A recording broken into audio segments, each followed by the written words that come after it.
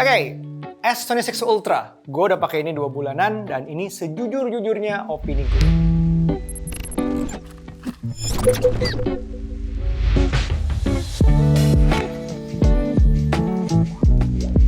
Let's talk about the biggest change, the screen.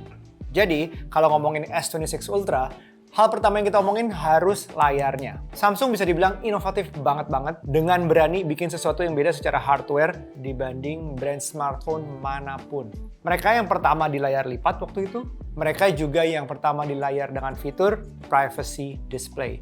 Ini gue respect banget, heads off, ini bold banget. Pertama, karena di market smartphone yang diferensiasinya makin minim, nggak ada gebrakan yang wow berarti, Samsung tuh berani beresiko dengan adanya privacy display ini. Yes, gue bilang resiko. Ini bukan 100% hal yang positif, ada konsekuensinya. Yuk, kita bahas. Sebelumnya, jadi apa itu privacy display? Mungkin karena semua udah tahu, lihat di banyak video reviewer yang lain, tech reviewer udah pada bahas bahwa ini adalah yang bisa bikin layar kita nggak bisa dilihat dari angle lain selain dari depan. Nggak dari samping, atas, bawah, dan ini on demand. Bukan selalu aktif layaknya kita pakai screen protector yang anti-spy itu. Hebatnya lagi, ini juga bisa dibedakan per aplikasi, yang artinya kita mungkin nggak masalah diintip lagi nonton Netflix sama kanan kiri kita nonton bareng, tapi nggak mau kelihatan kalau lagi browsing financial apps. Penting banget kan? Satu lagi, bisa di area notifikasi aja. Kali aja lagi nonton Netflix bareng, terus tiba-tiba ada transferan ratusan miliar masuk. Wah, nggak enak kalau dilihat orang, apalagi KPK, ya nggak sih? Sedikit tips, daripada ngaktifin lewat control center yang harus di swipe, terus pencet-pencet, ada beberapa lah, lebih cepat kalau kita set tombol power ini. Double kliknya jadi shortcut untuk toggle matiin nyalain privacy display itu. Lebih cepat, tek-tek, udah. Mati, nyala. Terus sebenarnya cara kerjanya gimana tapi? This is where the technology comes in. Layar Samsung ini sekarang dibedakan dengan adanya pixel yang wide dan narrow. Di pixel yang wide, cahayanya tuh melebar sampai ke samping kanan kiri. Di pixel yang narrow, cahayanya tuh lurus ke depan. Jadi saat diaktifkan, wide pixelsnya itu yang kanan kiri, mati.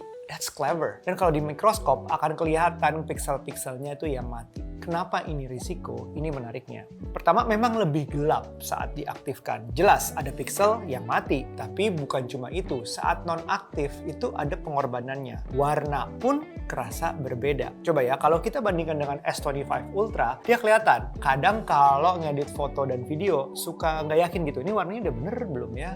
Apalagi sekarang color profile-nya di videonya itu bisa diwarnain di sini langsung. Tapi video kita bahas nanti. Tech reviewer lain ada yang bahas bahwa baca sesuatu di sini itu kalau lama rasanya tuh pusing. Tapi kalau gue nggak bisa jadi judge terbaik ya. Untuk pertama gue nggak baca lama-lama juga, nggak bisa juga. Kedua nonton di layar kecil, tapi ya maklum umur.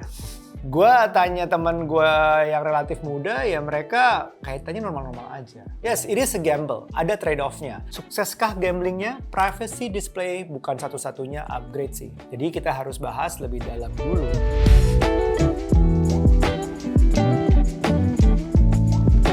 Soal kamera ini menarik. Sejak S24 Ultra, terus ada S25 Ultra, gue nggak ngerasa Samsung tuh terbaik lagi di sisi kamera. Tekanan dari Vivo, Xiaomi, Oppo itu gila banget. Beruntung nggak ada dari Apple ya.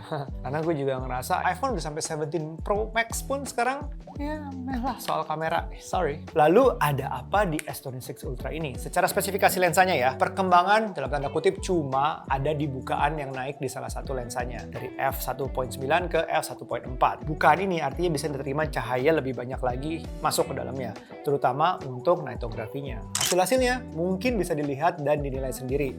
Buat gua emang lebih terang, lebih baik dari S25 Ultra. Tapi apa lebih baik dari Vivo X300 Pro yang udah gue coba, Xiaomi 17 Ultra Lights Phone yang gue pegang ini, dan jujur aja kalau kita cuma langsung foto, akhirnya kita keluarin smartphone, jepret auto dalam keadaan gelap, nggak menang. Masih di bawahnya. Tapi gini, spesifikasi juga naik di chipnya S26 Ultra. Ini menggunakan yang Ultra aja ya, menggunakan Snapdragon 8 Elite Gen 5 yang artinya processing gambarnya bisa lebih baik lagi. Tapi nggak gitu aja, right out of the box kita nggak bisa langsung jepret. Kita harus download 2 aplikasi resmi dari Samsung ini untuk bikin lebih canggih lagi dan memudahkan. Expert RAW dan Camera Assistant. Nah, untuk hasil foto-fotonya, gue dibantu Borneo yang lebih ahli soal fotografi dibanding gue. Gue suka foto, tapi kebanyakan pengennya auto aja biar cepet, momennya biar nggak hilang. Tapi kalau Borneo, dia lebih seneng ngulik. Jadi, here it goes. Expert Pro ini bukan sekedar promote beda ya. Selain Pro-nya aja, kita ini dibantu ada beberapa mode yang memanfaatkan bukaan yang lebih besar itu. Soalnya tanpa Expert Pro, kita nggak bisa masuk ke mode Night Sky atau Night Long Exposure. Terus ada Astrophoto kalau suka foto-foto bintang. Ada ND Filter yang mungkin cocok untuk foto outdoors. Ada juga mode reflektor yang canggih banget ngelawan foto yang biasanya backlight. Yang berguna juga ada multi exposure yang kayak misalnya tuh bisa foto-foto ala-ala Gen Z gitu loh, yang random, yang blur. Terus ada juga ocean mode yang gue nggak bisa coba sih karena casing underwaternya, terus gue nggak punya license diving. Sorry ya, berenang aja pas-pasan, apalagi gue disuruh ngetes foto-foto diving. Gue skip, lihat yang lain. Kalau kalian ulik nih Expert Pro, baru deh bisa memaksimalkan kemampuan sebenarnya S26 Ultra.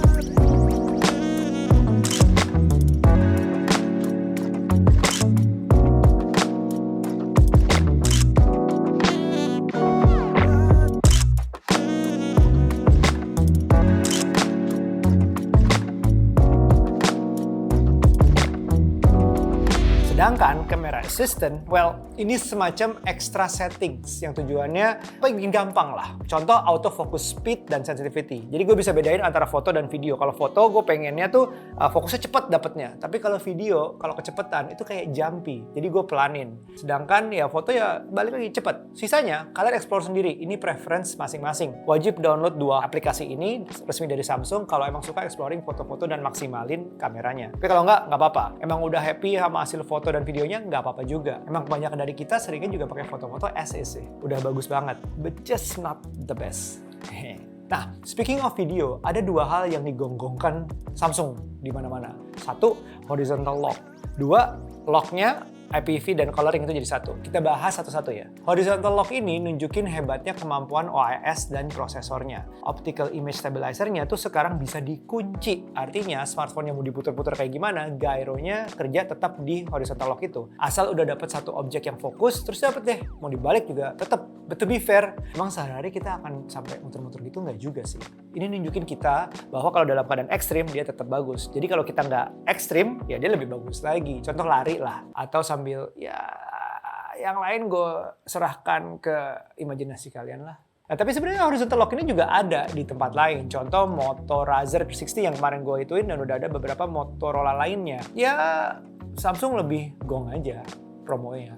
Satu lagi kemampuan videonya yang tadi gue bahas, ini kita udah tahu Samsung bisa lock ya, color profile yang flat, yang nantinya kita bisa warnain lagi. Kerennya di S26 Ultra, coloringnya bisa di device-nya sendiri dengan setting color profile dan atau LUT-nya itu versi mereka. Ada standar, blockbuster, atau kayak di film-film tuh, terus coming of age yang agak-agak pastel, romance yang agak warm, dan thriller yang intense. Dan kayak Apple ProRes, Samsung tuh punya format yang namanya APV, bukan Suzuki, tapi dia Advanced Professional Video Format yang tanpa compressing lah, menghasilkan file yang gede banget yang bisa kita edit-edit kemudian. Karena gue hitung 10 detik aja tuh 700 MB. Ya, minimal beli 1 tera itu udah pasti banget. Itu aja bakal kurang kalau lo bikin short movie. Ya bisa banget pakai ini juga nih. Lo tinggal beli Samsung SSD, ditempelin di belakang casing. Gils ya. Di mata profesional fotografer atau videografer, ini tuh sebuah langkah yang naik kelas banget. Kudos Samsung, tapi di kebanyakan orang layaknya Apple ProRes juga itu nggak kepake. So, itu upgrade kameranya, foto dan video. Nggak salah kalau Samsung bilang upgrade, karena memang upgrade dari S25. Tinggal kita bisa makainya apa enggak, dan butuh apa enggak upgrade ini. Tiap orang bisa beda. Kalian gimana?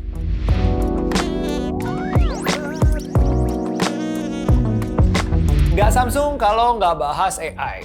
Samsung adalah yang boleh gue bilang yang terdepan soal AI sampai saat ini. Sampai menyebut smartphone ini bukan smartphone lagi, tapi AI phone. Pakai jeda ya, AI phone.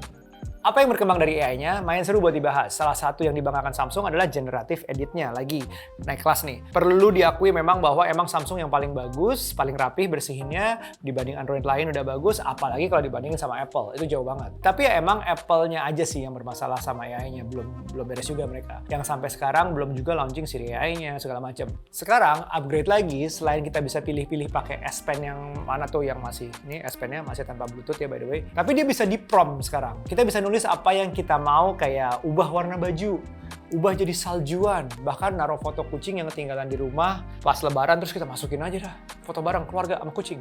Karena perlu diwaklumi juga, karena di tahap awal AI itu perlu belajar dulu. Promptnya jangan liar-liar dulu lah, kasihan. Udah bagus dia bisa prompt. Jadi jangan lobby sama pertanyaan-pertanyaan prompt-prompt yang aneh dulu. Jangan, pelan-pelan. Nah, masalah gue bukan di kurang pinter atau belum pinter promptnya itu. Bukan juga masalah dikasih watermarknya. Enggak, itu nggak masalah sih. Tapi lebih ke compressionnya. Hasil AI-nya itu trade-off-nya adalah kompresi yang agak berlebihan. Filenya jadi kecil banget, turun drastis. Akibatnya, kalau udah diproses terus jadi kecil banget itu, kita perbesar gambarnya, aduh pecah banget. Sebenarnya udah gitu dari S25 juga. Tapi sayang aja, gue pikir kompresinya akan, ya nggak kecil-kecil banget lah. Ternyata belum. AI yang lain juga menarik, walau dengan tapi. Contoh Now Nudge, yang bisa memudahkan kita untuk cari-cari file, direkomendasi, masih kadang berhasil, kadang enggak. Lebih sulit untuk kita yang punya beberapa device dan bukan Samsung. Jadi kadang foto gue di iPhone atau di handphone lain, terus cari fotonya ya susah lah tetap aja. Tapi itu salah gue, kalau itu kan masalah gue.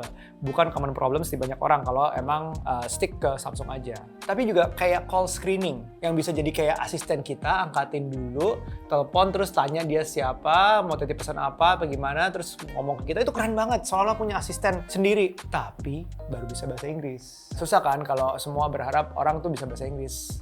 Terus satu lagi kita udah tahu kan bahwa ada Gemini. Ya oke, Gemini bagus banget. Gue juga pakai setiap hari sampai sekarang, bagus banget. Tapi ada juga Perplexity ternyata built-in di dalamnya. Nggak tahu kan ya? Kalau yang belum tahu, ada. Dia tuh cuman ada di Samsung browsernya. Sedangkan ya kalau gue pakai Chrome ya belum bisa saat ini. Tapi tetap sih, kudos buat Samsung yang berani nyoba duluan dan paling niat. Bagus buat set the bar for other brands. Ya gue juga tahu bahwa Perplexity itu kayak diinvest Samsung nggak sih? Bener nggak?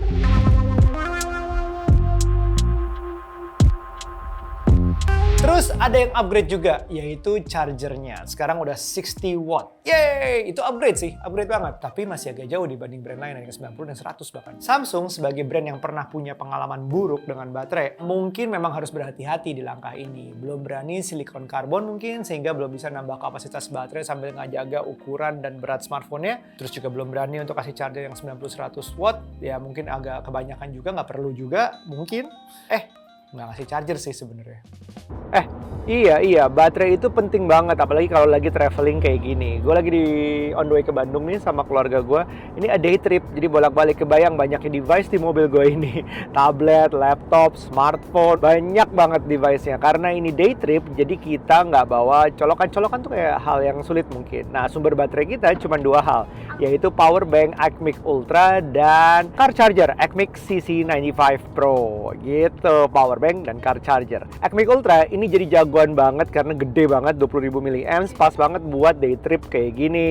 Karena nggak kerasa beratnya. Daya outputnya 100 watt hour delivery, cocok buat laptop istri bahkan, ya nggak? Kalau nggak ya udah Acmic Car Charger, Acmic CC95 ini. Dia itu colokannya ada 3, 2 USB-C dan 1 USB. Artinya bisa nge-charge 3 device sekaligus. Daya outputnya 95 watt, ringan dan kecil, enak banget makainya. Dua-duanya super fast charging 3.0 yang artinya cocok buat Samsung S26 Ultra gue. Dua-duanya bisa buat nge-charge laptop, dua-duanya berteknologi AI Charge yang bisa ngatur suhu, tegangan, dan arus. Soalnya bagus banget jadinya buat nge-charge-nya maksimal. Dua-duanya juga aman banget karena ada AI Safe Smart Protection. Urusan charging gue serahin semua ke Acmic. So, balik ke video. Secara desain memang nggak berubah banyak. Lensa kameranya sekarang bedanya ada frame-nya. Terus bahannya balik ke aluminium lagi. Dan yang gue appreciate sih, ini ringan banget. Dari semua smartphone gue untuk ukuran segini tuh ringan banget. Asik untuk ukuran tangan tuh ya mungkin agak kegedean, tapi ringan. Terus masuk kantong, ya ringan. Nggak ngerusak kantong karena terlalu berat terus bentuknya makin gimana. Enggak, ini ringan untuk ukurannya. So, dari semua kejujuran review gue ini, percaya nggak kalau S26 Ultra ini katanya laku keras?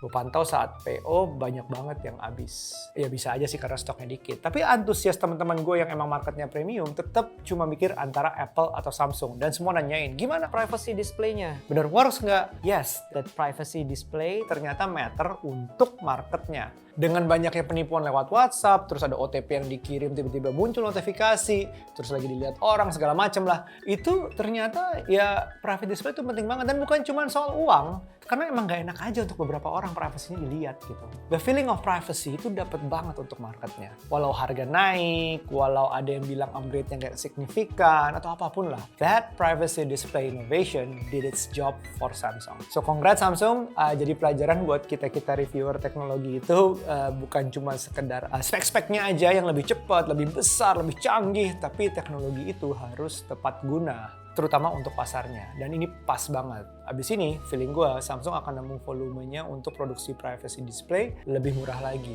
dan diturunkan ke varian-varian mid-range-nya, lalu entry level. Mungkin. Feeling gue gitu sih. Semoga bener ya. Jadi biar bisa lebih banyak orang nyobain fitur satu yang tepat guna ini. Gimana menurut kalian? Kaget nggak? Cuma satu fitur ini bisa ngaruh buat decision beli smartphone. Atau kalian bukan marketnya kah? Nggak apa-apa juga. Menurut gue berguna, tapi istri gue bilang belum. Aku nggak ada yang ditutupin sih. Ya bukan berarti gue ada yang ditutupin di dia juga sih. Anyways, let me have your thoughts. Kalau suka video ini jangan lupa subs, karena katanya tuh banyak yang udah nonton tapi nggak subs juga. Kenapa ya? Bantu gue bikin video kayak gini lebih banyak lagi. Your thoughts and comments are appreciated. Ya, sampai ketemu di video berikutnya. Bye now.